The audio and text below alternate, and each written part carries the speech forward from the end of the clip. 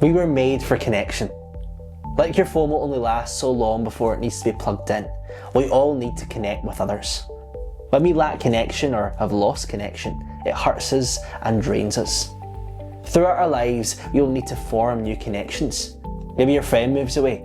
Maybe you're starting work or tech or uni, or maybe you haven't found your people yet.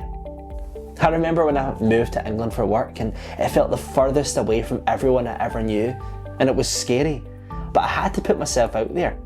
Everyone in the room knew each other, but I was the one new person.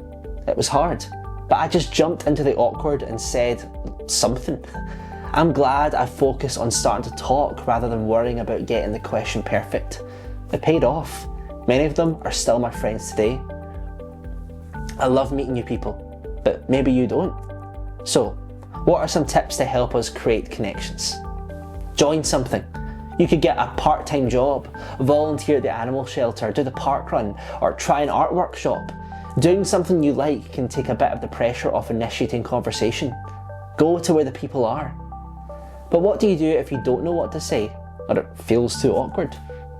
Start small. Smile. Have some phrases or questions ready to help you chat. Give it time. If you're going to something regularly, the space and people will become more familiar.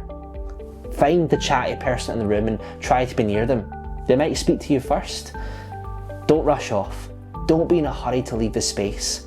Leaving slowly allows a chance for a chat, even if it is just as you walk out. I'm really glad for the times I've pushed through the awkward and formed a new connection. Maybe consider trying something new this year and making some new connections at the same time. It might be worth it.